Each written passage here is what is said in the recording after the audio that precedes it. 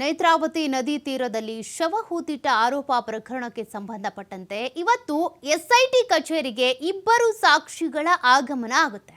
ಹೇಳಿಕೆ ದಾಖಲಿಸುವುದಕ್ಕೆ ಎಸ್ಐಟಿಗೆ ಬರಲಿರುವಂತ ಇಬ್ಬರು ಸಾಕ್ಷಿಗಳು ಎಸ್ಐಟಿ ತನಿಖಾಧಿಕಾರಿಗಳ ಬಳಿ ಹಾಜರಾಗ್ತಾರೆ. ಇಬ್ಬರು ಸಾಕ್ಷಿಗಳು ಇನ್ನೇನು ಕೆಲವೇ ಕ್ಷಣಗಳಲ್ಲಿ ವಿಚಾರಣೆಗೆ ಹಾಜರಾಗ್ತಾರೆ. ಇಬ್ಬರು ದೂರುದಾರ ಶವಗಳನ್ನ ಹೂತಿರೋದನ್ನ ನಾವು ನೋಡಿದ್ದೀವಿ, ನಮ್ಮನ್ನು ಕೂಡ ಈ ಶವ ಕಾರ್ಯಾಚರಣೆ ಅಥವಾ ಅದನ್ನ ಅಗಿಯುವಂತ ಕಾರ್ಯಾಚರಣೆ ಏನಿದೆ ನಮ್ಮನ್ನು ಸೇರಿಸ್ಕೊಳ್ಳಿ ಅಂತ ಇವ್ರು ಬಂದಿದ್ರು. ನಾವು ದೂರು ಕೊಡ್ತೀವಿ, ನಾವು ಇದನ್ನ ಕಣ್ಣಾರೆ ಕಂಡಿದ್ದೀವಿ ಅಂತ, ಎಲ್ಲೆಲ್ಲಿ ಶವ ಹೂತಿಟ್ಟಿದ್ದಾನೆ ಅಂತ ತೋರಿಸ್ತೀವಿ ಅಂತ ಈ ಸಾಕ್ಷಿದಾರರು ಹೇಳಿದ್ರು. ಹೀಗಾಗಿ ಇವತ್ತು ಅವರ ಹೇಳಿಕೆಯನ್ನ ದಾಖಲು ಮಾಡಿಕೊಳ್ಳಲಾಗುತ್ತೆ. ಸಾಕ್ಷಿಗಳು ಬಂದು ಇವತ್ತು ತಮ್ಮ ಹೇಳಿಕೆಯನ್ನ ಕೊಡ್ತಾರೆ. ಯಾರೋ ಬಂದು ಹೇಳಿದ್ರು ಅಂದ ತಕ್ಷಣ ಎಲ್ಲೆಲ್ಲೋ ಅಗಿಯೋದಕ್ಕಾಗಲ್ಲ. ಈಗ ಅನಾಮಿಕ ದೂರುದಾರನನ್ನು ಕೂಡ ವಿಚಾರಣೆಗೆ ಒಳಪಡಿಸಿ ಆತನಿಂದ 164 ಸ್ಟೇಟ್ಮೆಂಟ್ ಅಂದರೆ ನ್ಯಾಯಾಧೀಶರ ಎದುರುಗಡೆಯನ್ನ ಹೇಳಿಕೆ ದಾಖಲು ಮಾಡಿನೇ ಈ ಒಂದು ಕಾರ್ಯಾಚರಣೆಯನ್ನು ಶುರು ಮಾಡಿರೋದು. ಈ ಕಾರ್ಯಾಚರಣೆ ಶುರುವಾದ ನಂತರ ಇಬ್ಬರು ಸಾಕ್ಷಿದಾರರು ಬಂದರು.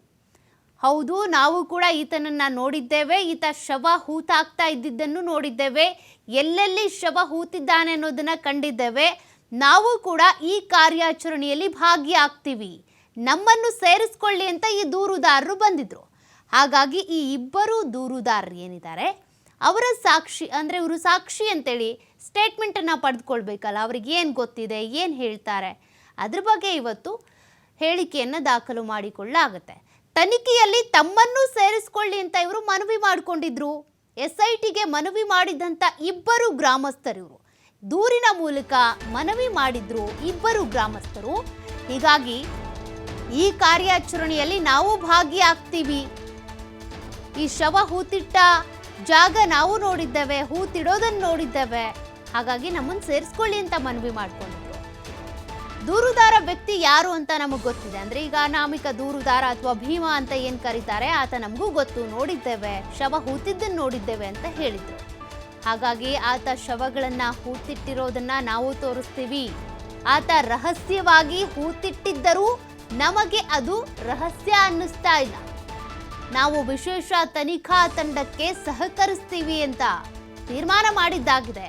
ನೀವು ನಮ್ಮನ್ನು ಸೇರಿಸ್ಕೊಳ್ಳಿ, ಶೋಧ ಕಾರ್ಯಾಚರಣೆಗೆ ನಾವು ಸಹಕಾರ ಕೊಡ್ತೀವಿ. ಈ ಅನಾಮಿಕ ದೂರುದಾರ ಏನಿದ್ದಾನೆ ಆತ ಎಲ್ಲೆಲ್ಲಿ ಹೂತಿದ್ದಾನೆ ಅನ್ನೋದನ್ನ ನಾವು ನೋಡಿದ್ದೀವಿ. ನಿಮಗೆ ಅದೇನೋ ರಹಸ್ಯ ಅನ್ನಿಸ್ಬೋದು, ಆತ ಹೇಳ್ತಾ ಇರೋದು ಅದು ರಹಸ್ಯ ಆಗಿ ಉಳಿದಿಲ್ಲ, ನಾವು ಕೂಡ ಅದನ್ನು ನೋಡಿದ್ದೀವಿ, ಎಲ್ಲವನ್ನೂ ಸ್ವತಂತ್ರವಾಗಿ ತೋರಿಸೋದಕ್ಕೆ ಅವಕಾಶ ಕೊಡಿ ಅಂತೇಳಿ ಮನವಿ ಮಾಡಿದ್ರು. ಈಗ ಒಬ್ಬ ಎಸ್ಐಟಿಗೆ ದೂರನ್ನ ನೀಡಿದ್ರು. ಒಟ್ಟು ಇಬ್ಬರು ಗ್ರಾಮಸ್ಥರು, ಅದರಲ್ಲಿ ಇಬ್ಬರನ್ನೂ ಕೂಡ ಇವತ್ತು ತನಿಖೆಗೆ ಒಳಪಡಿಸಿ ಅವರಿಂದ ಸ್ಟೇಟ್ಮೆಂಟನ್ನು ಪಡ್ಕೊಳ್ತಾರೆ.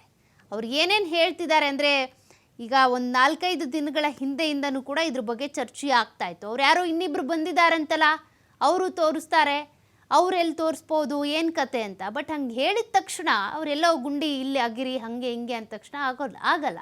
ಅದು ಒಂದು ಸಾಂವಿಧಾನಿಕವಾಗಿಯೇ ನಡಿಬೇಕು. ಹಾಗಾಗಿ ಸದ್ಯ ಅವರ ಸ್ಟೇಟ್ಮೆಂಟನ್ನು ಪಡ್ಕೊತಾರೆ. ಅವ್ರ ಹೇಳಿಕೆಯಲ್ಲಿ ಏನು ಹೇಳ್ತಾರೆ, ಅನಾಮಿಕ ದೂರುದಾರನ ಬಗ್ಗೆ ಇವ್ರಿಗೆ ಏನು ಗೊತ್ತು, ಆತ ಶವ ಹೂತಿಟ್ಟಿದ್ದನ್ನು ನೋಡಿದ್ದೀವಿ ಅಂತ ಹೇಳಿದ್ದಾರೆ, ಯಾವ ಇಸ್ವಿಯಲ್ಲಿ ಹೂತಿಟ್ಟಿತ್ತು, ಈತ ಹೆಣ ಹೂಳೋದಕ್ಕೆ ಹೋದರೂ ಕೂಡ ಇವ್ರು ಯಾಕೆ ಸುಮ್ಮನೆ ನೋಡ್ಕೊಂಡಿದ್ರು, ನಿಜವಾಗ್ಲೂ ನೋಡಿದಾರ ಇವರು, ಯಾವ್ಯಾವ ಜಾಗದಲ್ಲಿ, ಅನಾಮಿಕ ದೂರುದಾರ ತೋರಿಸೋ ಜಾಗಕ್ಕೂ ಇವ್ರು ಹೇಳೋ ಜಾಗಕ್ಕೂ ಸಂಬಂಧ ಇದೆಯಾ, ಸಾಮ್ಯತೆ ಇದೆಯಾ, ಅದೆಲ್ಲವನ್ನು ಕೂಡ ಸ್ಟೇಟ್ಮೆಂಟ್ ಪಡ್ಕೊಳ್ತಾರೆ.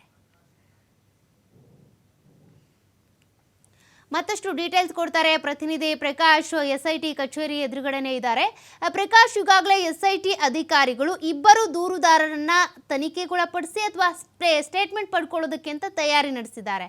ಆ ಇಬ್ಬರು ದೂರುದಾರರು ಏನು ಹೇಳ್ತಾರೆ ಅನ್ನೋದೇ ಸದ್ಯಕ್ಕೆ ಇರುವಂಥ ಕುತೂಹಲ. ಇದು ಎಷ್ಟೊತ್ತಾಗ್ಬೋದು ಒಂದು ತನಿಖೆಯ ಪ್ರಕ್ರಿಯೆ, ತದನಂತರದಲ್ಲಿ ಕಾರ್ಯಾಚರಣೆ ಕೂಡ ಇದೆ. ಹಾಗಾಗಿ ದೂರುದಾರರು ಬಂದ್ರೆ ಈಗ ಎಸ್ಐಟಿ ಕಚೇರಿಗೆ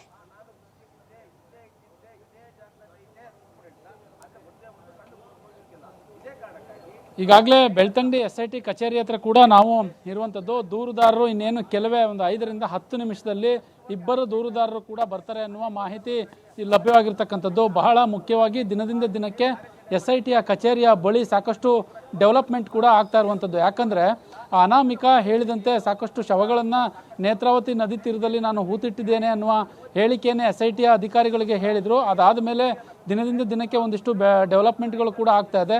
ಆದರೆ ಈ ಹಿಂದೆ ಕಳೆದ 2-3 ದಿನಗಳ ಹಿಂದೆ ಇಬ್ಬರು ಸಾಕ್ಷಿದಾರರು ಇದೇ SIT ಕಚೇರಿಗೆ ಬಂದು ನಾವು ಆ ಶವಗಳನ್ನು ಹೂತಿಟ್ಟಿದ್ದನ್ನು ನಾವು ನೋಡಿದ್ದೇವೆ, ಜೊತೆಗೆ ಆ ಏನು ಅನಾಮಿಕಾ ಶವಗಳನ್ನು ಹೂತಿಟ್ಟಿದ್ದೋ ಅಂತ ಹೇಳಿದರು.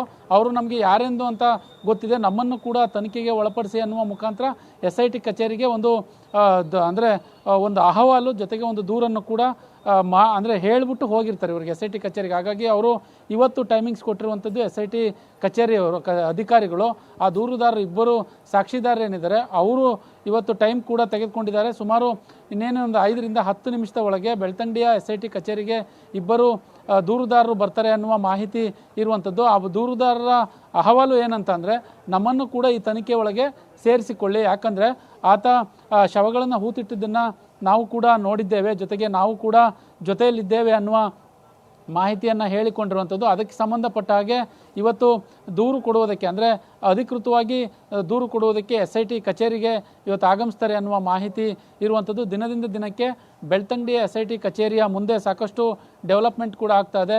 ಅನಾಮಿಕಾ ಈಗಾಗಲೇ ಈ ಹಿಂದೆ ಕೂಡ ಹೇಳಿದಂಥದ್ದು, ಸಾಕಷ್ಟು ನೇತ್ರಾವತಿ ಭಾಗದಲ್ಲಿ ನಾನು 100 ಶವಗಳನ್ನು ಕೂಡ ಹೂತಿಟ್ಟಿದ್ದೇನೆ, ಹಾಗಾಗಿ ಎಲ್ಲ ಕಡೆ ಕೂಡ ಒಂದೊಂದು ಪಾಯಿಂಟ್ ನಂಬರ್ 1ರಿಂದ ಪಾಯಿಂಟ್ ನಂಬರ್ 13ರವರೆಗೆ ಸಾಕಷ್ಟು ಶವಗಳನ್ನು ಹೂತಿಟ್ಟಿದ್ದೇನೆ ಅನ್ನುವ ಮೂಲಕ ಅಲ್ಲಿ ತನಿಖೆಯನ್ನು ಕೂಡ ಆರಂಭ ಮಾಡಲಾಗಿತ್ತು.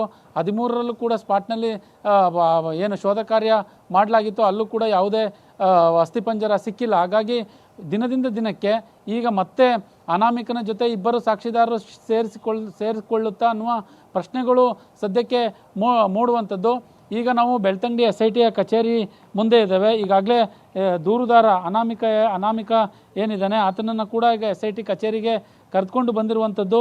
ಜೊತೆಗೆ ಇನ್ನೇನು ಕೆಲವೇ ಕ್ಷಣಗಳಲ್ಲಿ SIT ಕಚೇರಿಯಿಂದ ಮತ್ತೆ ಸ್ಪಾಟ್ ನಂಬರ್ 13 ಏನಿದೆ ಅಲ್ಲಿಗೆ ಹೋಗುವಂತಹ ಎಲ್ಲ ಸಾಧ್ಯತೆಗಳು ಕೂಡ ಇದೆ. ಶೋಧ ಕಾರ್ಯ ಮತ್ತಷ್ಟು ಅಲ್ಲಿ ಮುಂದುವರಿಯುತ್ತೆ ಅನ್ನುವ ಮಾಹಿತಿ ಲಭ್ಯವಾಗಿರ್ತಕ್ಕಂಥದ್ದು. ಜೊತೆಗೆ ದೂರುದಾರರು ಅಂದರೆ ಟೈಮಿಂಗ್ಸ್ ಕೊಟ್ಟಿದ್ದು ಮಾಧ್ಯಮಗಳಿಗೆ ಹೇಳಿರುವಂತಹ ಪ್ರಕಾರ 11 ಗಂಟೆಗೆ SIT ಕಚೇರಿಗೆ ಬರ್ತೀವಿ, ಹಾಗಾಗಿ ನಾವು ಕೂಡ ಸಾಕ್ಷಿಗಳು ಅನ್ನುವ ಮುಖಾಂತರ ಎಲ್ಲೋ ಒಂದು ಕಡೆ ದೂರು ಕೊಡಲಿಕ್ಕೆ ಬರ್ತಾರೆ ಅನ್ನುವ ಮಟ್ಟಿಗೆ ಎಲ್ಲರೂ ಕಾಯ್ತಾ ಇರುವಂಥದ್ದು.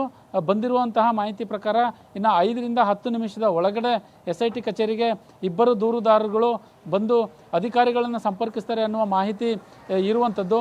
ನಮ್ಮನ್ನು ಕೂಡ ಈ ತನಿಖೆಯಲ್ಲಿ ಸೇರಿಸಿಕೊಳ್ಳಿ ಅನ್ನುವ ಮನವಿಯನ್ನು ಈಗ ಸದ್ಯಕ್ಕೆ ಮಾಡ್ತಾ ಇರುವಂಥದ್ದು. ದಿನದಿಂದ ದಿನಕ್ಕೆ ಬೆಳ್ತಂಗಡಿ SITಯ ಕಚೇರಿ